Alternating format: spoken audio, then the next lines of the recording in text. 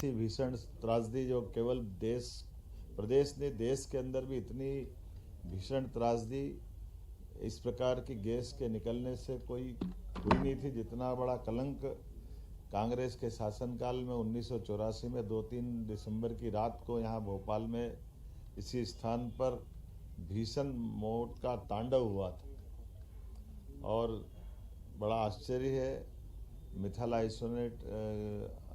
जिस प्रकार का ये जहर है, और इस प्रकार के जहर को 25 साल तक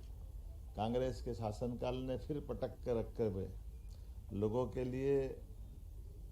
इस डरावने स्थान को भूता बनाने का जो निर्णय किया था,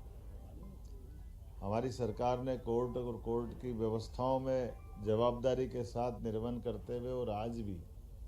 हम उस तमाम जो इस घटना के कारण काल कवलित हुए, जिनकी दुखद मृत्यु हुई या वो बीमार हुए, उनके साथ सभी प्रकार की सहानुभूति के साथ उनके जीवन के उस कठिनाई के क्षण में सरकार खड़ी भी है। लेकिन आश्चर्य है, कांग्रेस ने एक के बाद एक पाप की। पहले तो इस क्षेत्र को लावारिस छोड़ दिया, यहाँ जहर पड़ा रहने दिया, और इस जहर के निष्पादन को लेकर के भी वो टालामटोली करते रहिए।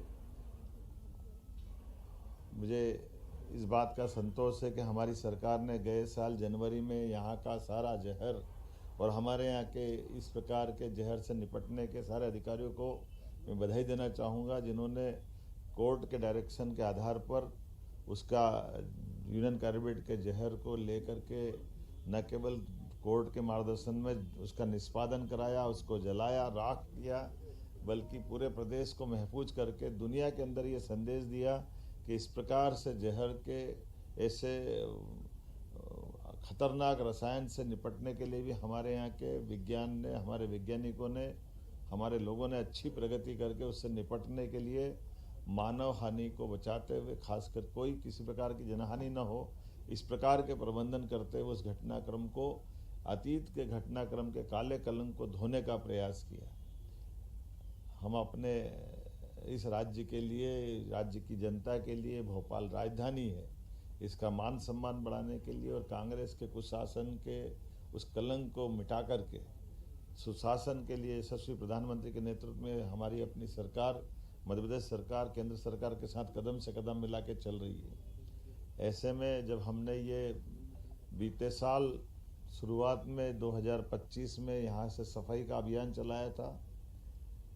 और बात का आज का क्रम ये है कि आने वाले समय में कोर्ट के मार्गदर्शन में सब प्रकार से इस स्थान पे मेमोरियल और क्या क्या कर सकते हैं, इसके सुझाव भी हम लेंगे,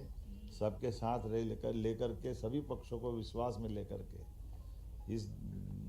जगह पर मैं ये जरूर बोलना चाहूँगा, कांग्रेस ने न केवल यहाँ लोगों को मरने के लिए छोड़ा, बल्कि उससे बड़ा पाप यहाँ के इस यूनियन कार्बाइड के मालिक एंडरसन को भगाने में भी